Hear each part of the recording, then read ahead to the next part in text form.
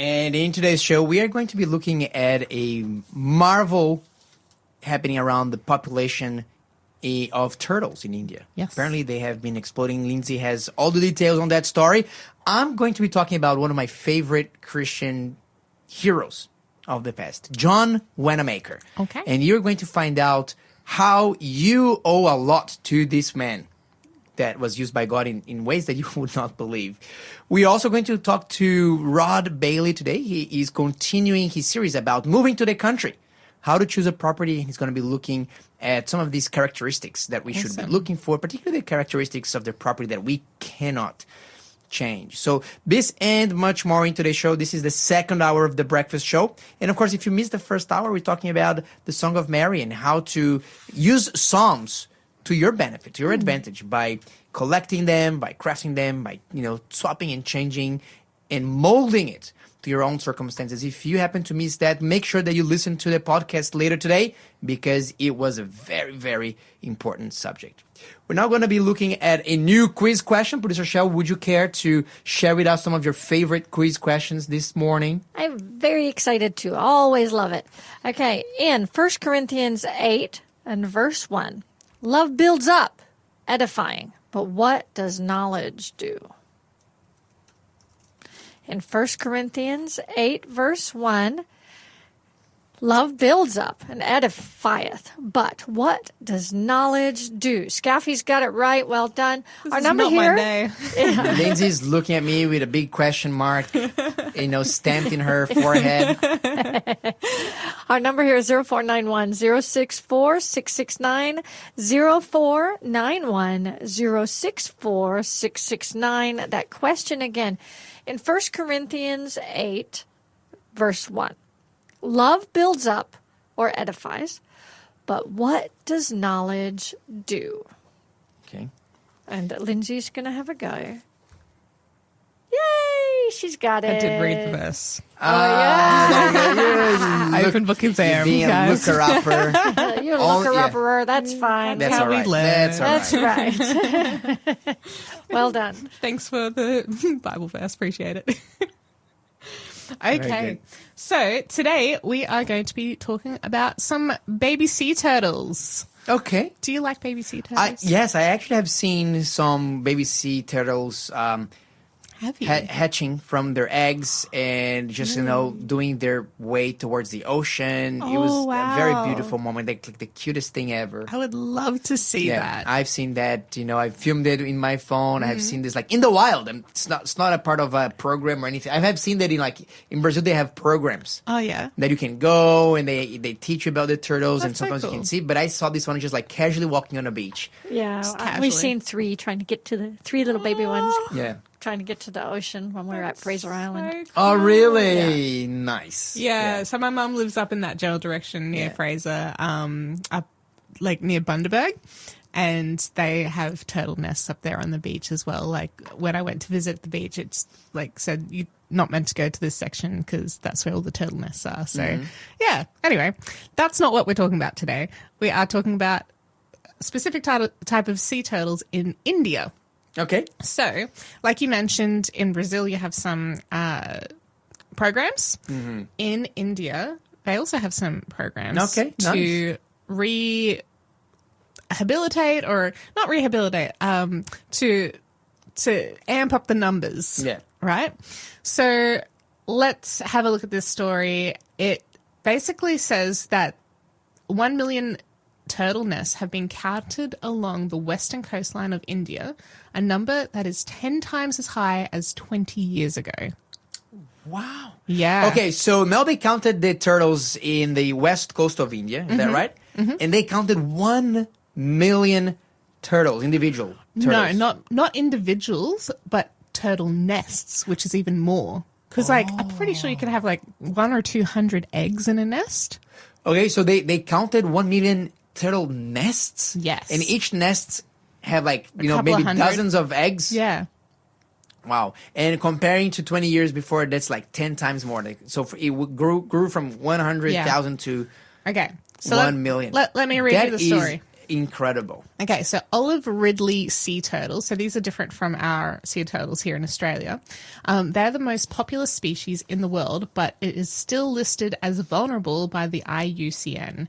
At the Veles Turtle Festival, thousands of tourists and locals watched and cheered as baby turtles after baby turtles flopped their way to the beach.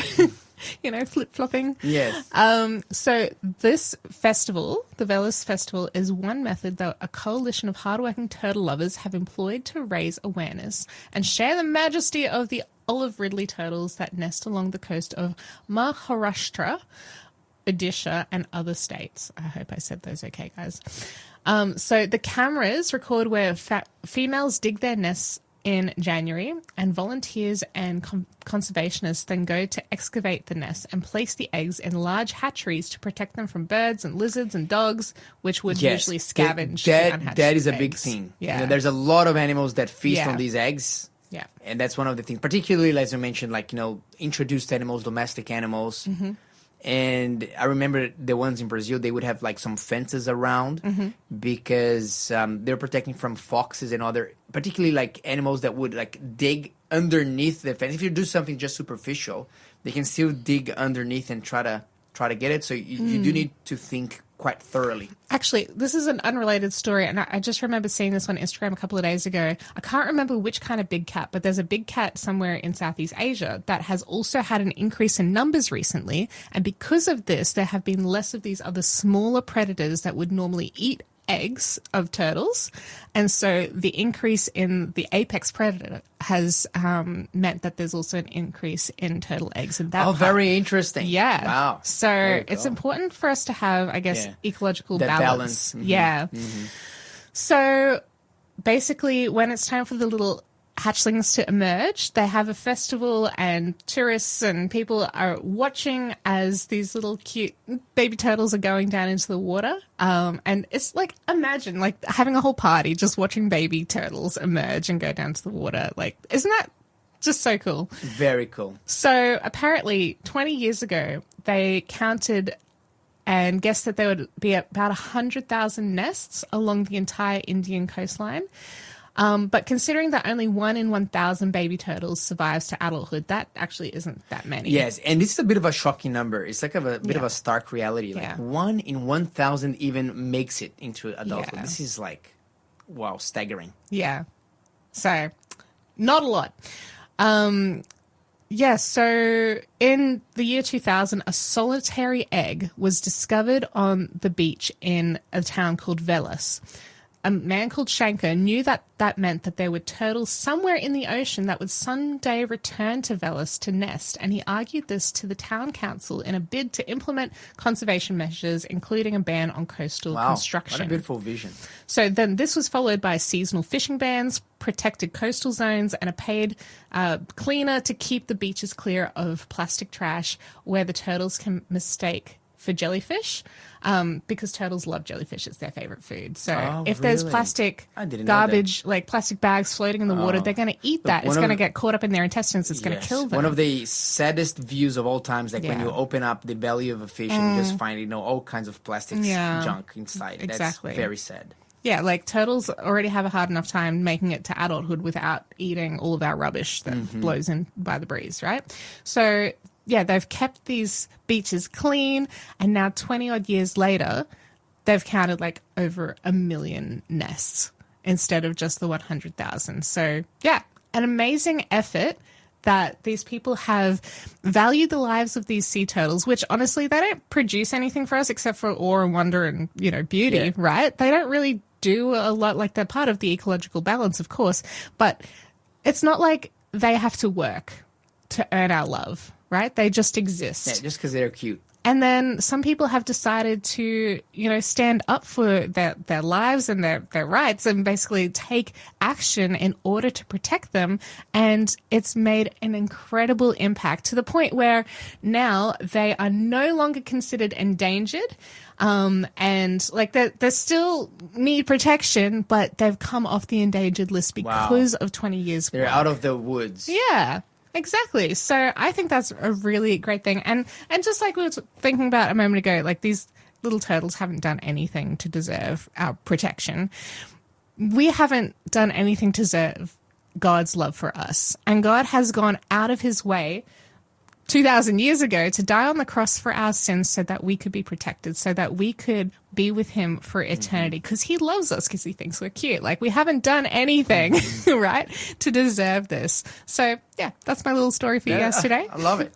I love it. Look, this is a fantastic story. I love these conservation stories and trying to bring back, a bit more of balance to God's creation. God calls us to be stewards and to look and to manage creation. Exactly. So when we're not doing this, we're actually failing. And I'm just, like, look, some people, I like animals. I love animals. But, like, some people, they have just this special connection to animals. And I sometimes can witness that. And that, like, some people, they just connect with animals differently. Yeah. And I really love to see and observe that. Yeah. And so, look, congratulations to these people. Now, I'm actually going to say one thing here, Lindsay.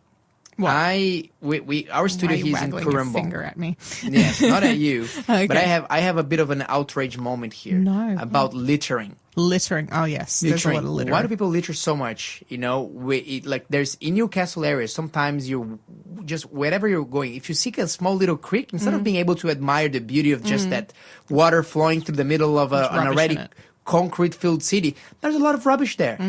What's going on with people? Why do you throw your rubbish? Like, why could not you wait to take this rubbish home and put it in the right place? I don't understand that. I'm pretty sure that 99% of our radio listening friends, they do not do this. But if you're a litterer and you're listening to this show, let me just tell you, stop it. Like, don't do this. Stop it. This is probably one of the, basically you're showing disregard and disrespect for God's creation and for everybody around you. So please do not litter. The turtles, thank you. And the rest of humanity will thank you as well. Yeah. And don't remember that God also says that he will destroy those who destroy the earth. Just saying, God is not happy when we are destroying his creation. It's not a beautiful thing. You're listening to the Breakfast Show podcast on Faith FM. Positively different. It's now the time for us to review the answer to the previous quiz question. So, Producer Shell, it's with you. Yes, indeed it is. And the answer was puffs up or is arrogant. Puffeth up, yeah. So Yeah. you've had a lot of knowledge just without the practice of the Christian faith. It's just, it puffs up. And I think that the quintessential, like, example of that is when you see sometimes, a professor of something that knows so much about a certain field, but is also very arrogant, and nobody really can stand that person. So, it's a real thing. I've just had this image in my head of puff pastry. Yeah. Which, as I thought about it, I was like, it actually makes a lot of sense because it's just filled with air. So, Yeah. anyway, That's right. That's right. knowledge puffs up. Knowledge does puff up. All right. So every time you look at some puff pastry, think of 1 Corinthians 8:1 and say, love, not the opposite. Yeah. So, knowledge is good, but without love, it just doesn't work. It's just full of air. That's right. Knowledge has to be accompanied with action, with love, with practical realities. Otherwise, it's just makes you arrogant in heart. Very good, Producer Shell. I'm actually going to talk about John Wanamaker. So John Wanamaker. Who is this? John I'm so Wanamaker curious. was born in 1838 Okay. in Philadelphia, Pennsylvania, in the United States. He was the son of a brickmaker, so he was born into the working class. His mom was a homemaker. But their parents were very pious. They very committed to the church, and he would learn a lot about the Bible. He actually grew up to wanting to become a minister. Okay. But it was a little bit hard these days. So his first job was at one of his first jobs was at a clothing store. Now, one thing that we don't perhaps think about too much, that around that time, so we're talking about the 1850s, okay? When you wanted to buy something, you needed to haggle for it. Oh. Okay. There is not such a thing as, set price. No. Nobody thought about that. So if you come to my store and you see something, we're negotiating. Okay.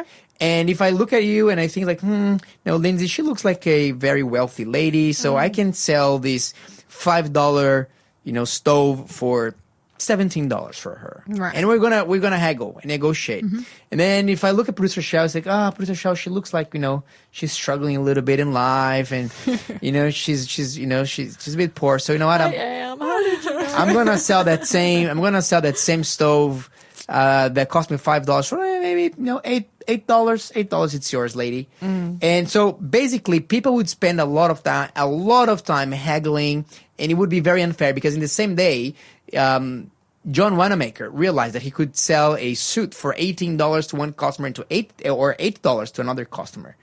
And he realized that this whole haggling thing was a system, very corrupt system. He said he described it as a contest of who can lie better.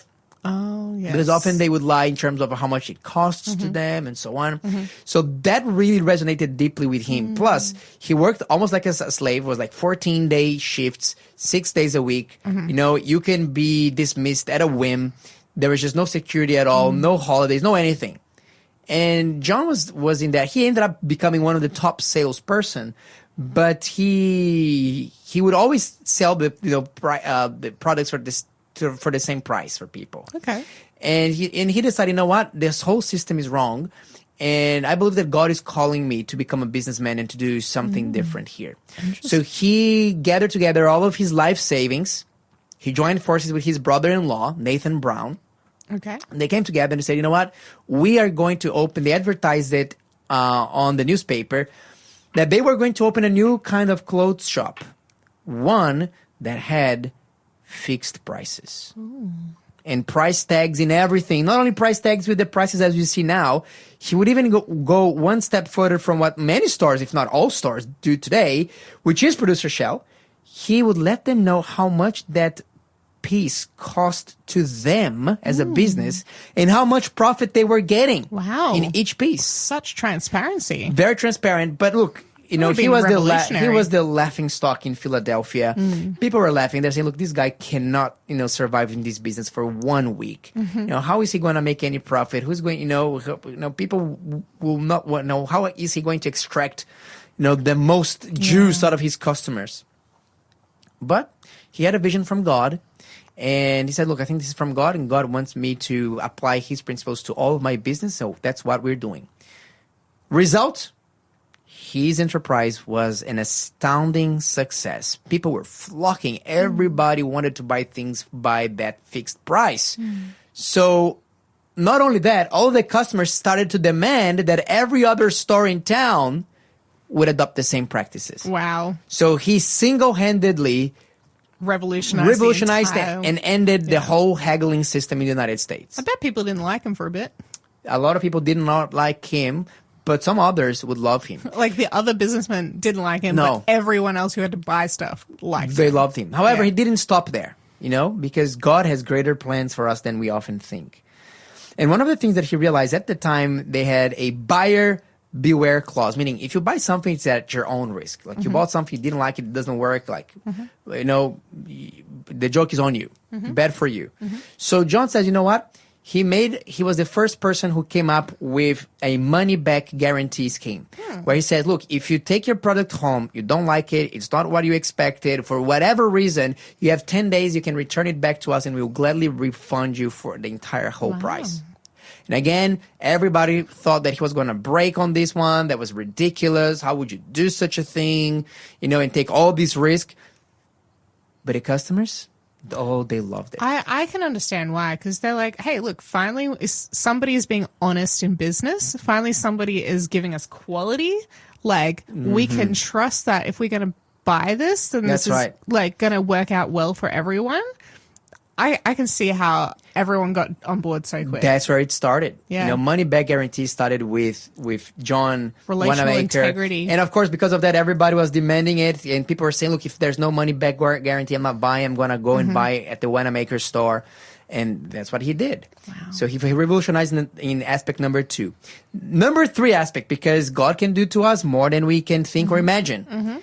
And John Wanamaker noticed that the stores, look, general stores, they're called general stores for a reason.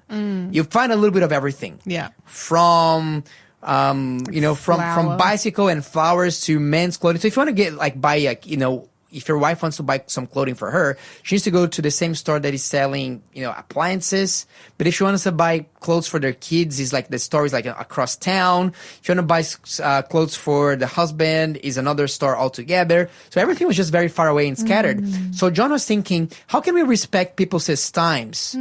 What if we created a one-stop shop where people could come to one store and then they could buy all of their needs? So he started the first department store in the world. Wow. The Wanamaker store. So you could go there, you can buy your homeware, you could buy your, the clothes for all of your family, the wife, the husband, the children. You did not need to go to 5 or 6 different places to buy the stuff that you need. Man, it's so interesting. Like, I've never heard the history of how this has all come about. Yeah, This is it's all so from fascinating. one man, one It's only person. like 150 odd years old. That's right. 175 years old. Yes. Yeah. But it didn't stop there, because as I mentioned, God can do to us more and beyond and above what we can expect and imagine. Remember that I told you that his, working arrangements were very terrible. Well, he was the first person ever to give employees in the United States paid vacations and holidays. So you can actually go on your holidays and you can still receive your salary. Wow. So he's the first person. It was not a law. It was not something. It was just something that's like, no, this is fair. I want to treat my customers, my workers right. Yeah. He was one of the first people in the United States to establish a professional training school. So until then, you got a new job. You have to learn it on the spot, not with Wanamaker. You'd come down and he was going to teach you exactly how everything works. Like a trade school. Like he'll train you. He'll train you so that you can do your work properly. Wow. He was the first person to introduce profit sharing. So at around Christmas time, everybody would get an additional salary so that they could spend like a bonus, but also profit sharing depending on how much profit they were making. He would distribute with his employees. He was the first person in America, and I believe in the world, to say, if you fall sick, you're going to have sick days. And not only that, we're going to cover all of your medical and dental expenses. Wow. So it was the first time that healthcare was provided for free for his workers. He was the first one who came up with a pension system. So if you're working with them for 3 years or more as a full-time employee, you can retire, and Wanamaker is going to you're going to make a contribution, and by the time that you retire, you're going to be taken care of. It's a private pension fund. So he really was looking out for people's lives. Yeah. He Look out wasn't for in people's business lives. for business. He was in business to look after people. And had a heart for ministry as well, particularly Yeah. with like young street children. He started up with a tent. He had like about 600. He started with about 30 students to his Sunday school class. He was connected with the Presbyterian Church, and by the time 30 or 40 years later, he's talking to the mayor, say, "Look, I have a lot of kids that need a place for Sunday school. Can you help me rent a hall?" And the mayor was talking about how many kids do you need? He said, look, about 3,000. His Sunday school that he organized ended up having 6,000 children, most of them poor orphans, children from the streets they would have a place that they could eat, they could get dressed, they could learn about God's word, and they can receive some love. So that was the story of John Wanamaker, Wow. a man that revolutionized. And what I want to say, particularly to young people today, you know what? We often think that serving God is about, okay, I'm going to become a minister, I'm going to become a pastor, I'm going to become a nun, a nurse, something like that. Well, while that's true, God also needs people like John Wanamaker. He needs godly men and women who would put God first, where God will be their partner, but that it will start businesses that will benefit humanity. Next time that you're going to go shopping, remember, and you're seeing that price tag and you know exactly how much things cost, remember that this was not the rule for 99% of human history. Yeah. This has never existed except for a man who believed that God called him to be a business maker. So we need you, young women. We need you, young men. We need you, business makers. The world needs you. Please, if God has placed in your heart a desire to start a business, follow that. This is a genuine ministry. This is why I'm sharing the story of John Wanamaker with you today.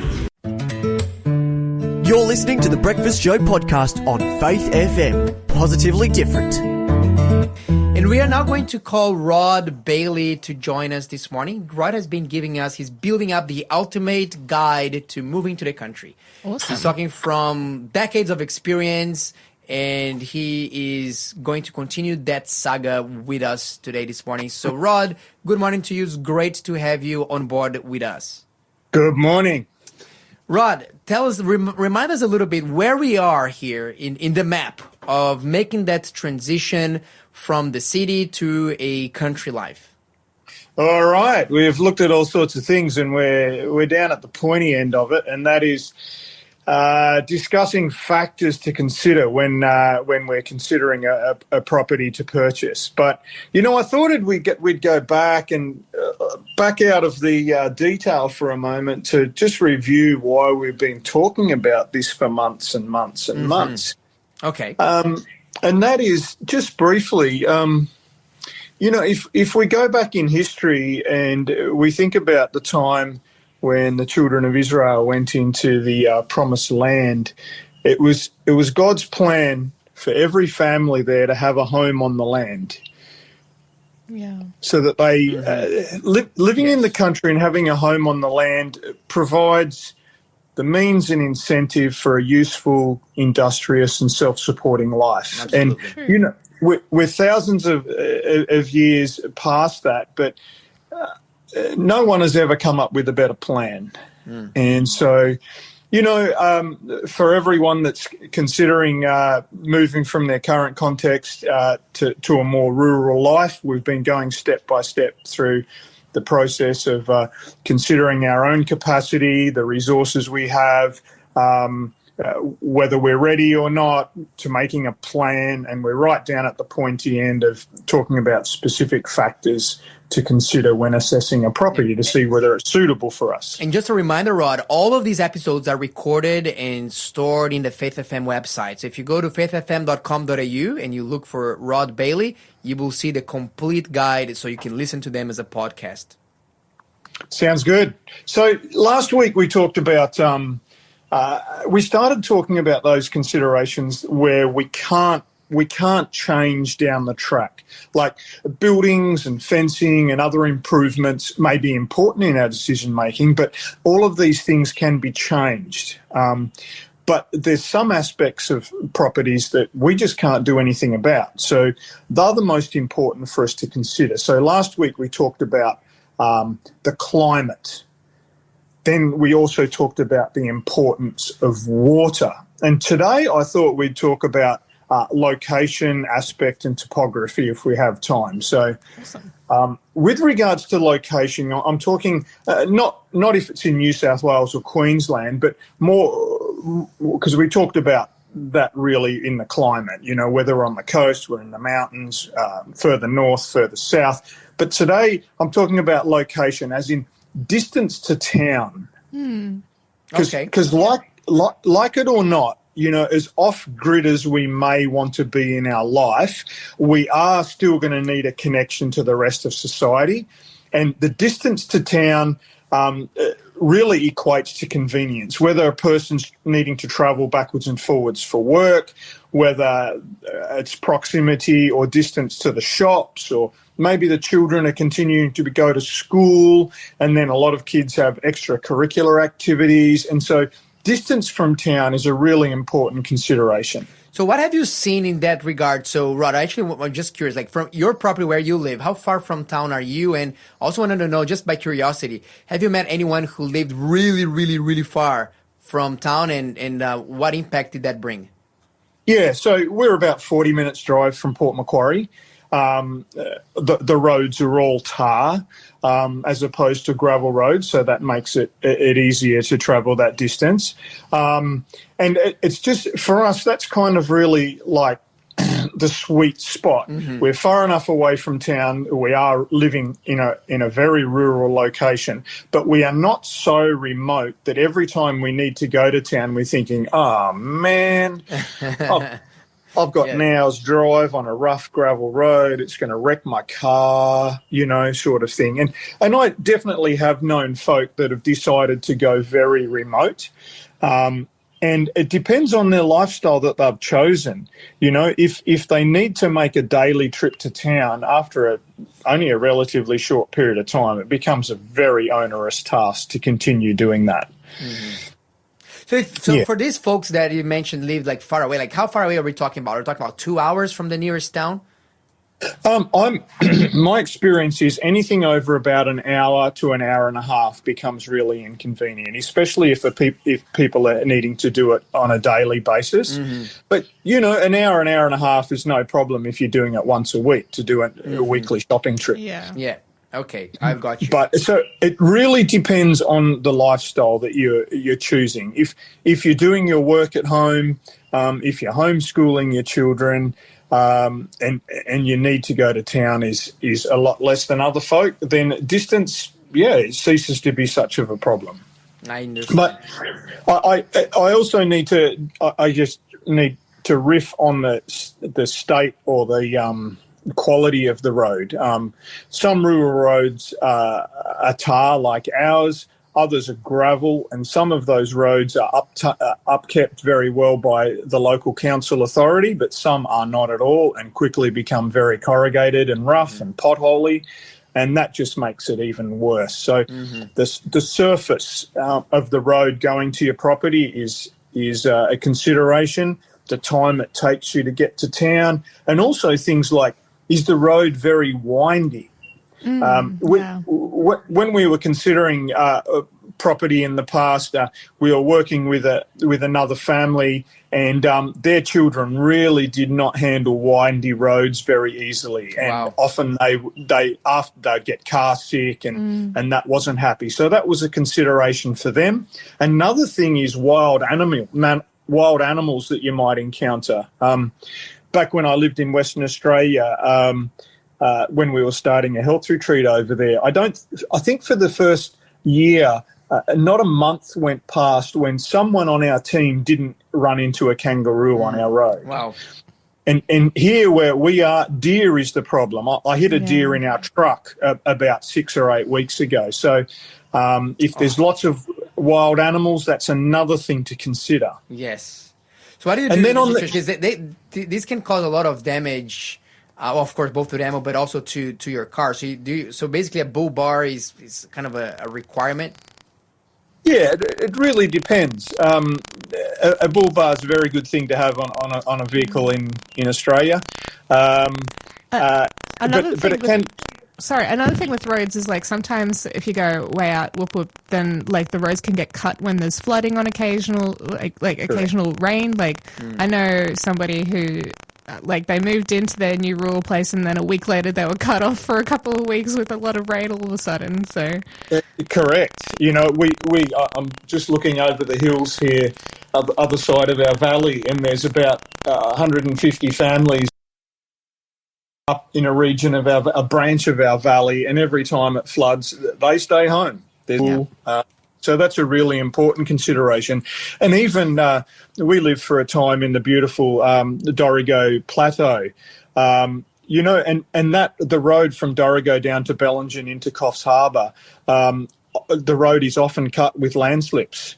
It sometimes takes weeks or months to open the road and make it trafficable both ways. So, really, really interesting.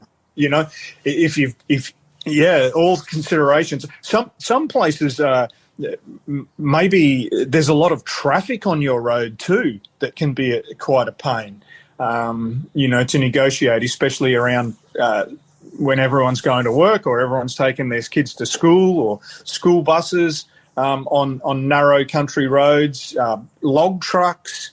Yeah, just different considerations that you may not be able to really understand before you choose a possible property, but all interesting considerations. Yeah, because some of these things I think would come a bit of a surprise factor.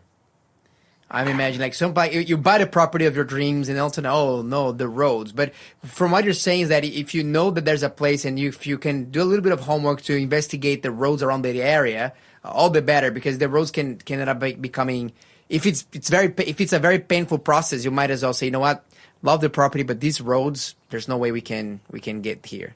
Sometimes it gets to that point, Joseph. That's exactly right. Other aspects of location is the distance to your neighbours. One reason we're often moving to the country is for elbow room, for space. you know, not to be living on it. But I know of some people that have shifted to the country, but they've chosen a property where the neighbouring house is just 50 metres away. You know, in the old days, often houses were built right on the road for ease of access, but that may mean that you're right next to your neighbour. Maybe that's okay for you, but other people are just like, no. Another thing is the size of your neighbour's property and what they do. You know, these are things that you can't change. You know, if they have a piggery next door and you know, with a westerly wind, you're smelling that. Or if they've got motorbikes coming on every weekend to ride around. Exactly. And sometimes you can't always get across everything. And this is why it's important not to make decisions quickly on properties, but ask the people that are selling it, can we come and camp here for a weekend or bring our caravan for a week and, you know, travel backwards and forwards to town a few times, you know. That is so clever. I'll never think about that, but that's very true, because maybe you can buy something, then you realize, wow, there's a lot of nuisance in this neighborhood here. Yeah. So wow. I never even thought it would be possible for you to ask, hey, can we just camp here for a week or two just to feel how the area is like? Yeah, some people would find that really weird, but I'd be happy for you to do that. Look, you can say, I heard that on the radio, so, you know, I think that they will be more open to that now. There you go. So the thing is, do we have the access we need? Is the location suitable for the lifestyle we're looking at? Are we getting the isolation you need? And just lastly on this point, are you so remote that your opportunities for ministry are very scanty? You know, are you going to live in a community? Is this location going to give you a community that you can become part of, becomes friends with your neighbours and those a little bit further afield, so you have opportunity to develop relationships and possibly to minister as well? Absolutely. Yeah. Rod, we have about a minute and a half left. Would you like to start talking about aspect as well, or would you like to do a bit of a summary? What do you prefer? No, let's just talk aspects a minute. Okay. What we're aiming for, this is the direction the property is sloping. And some places are very undulating, but what we're looking for is a place that is ideally facing the north or the northeast, so you're getting plenty of sun. A south-facing slope that's steep, you're not going to get much sun. You need to ask the question, is the sun going to be blocked by mountains or other features? Is this property in a very steep valley? We have friends that used to live in a valley where in wintertime the sun rose at 11 o'clock in the morning and set at 3 o'clock in the afternoon because of steep mountains around. Wow. Yeah, so steepness can really determine the potential of a property. But with regards to aspect, we're looking for something ideally that's facing north, northeast.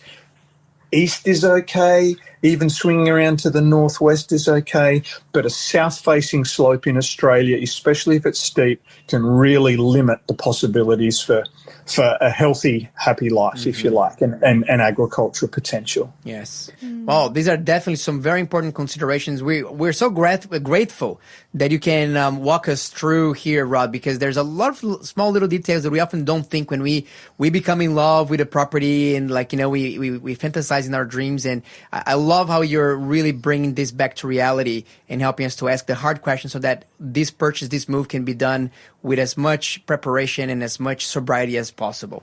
Thanks for being a part of the Faith FM family. Join our community on Facebook or get in touch at 1-800-FAITH-FM.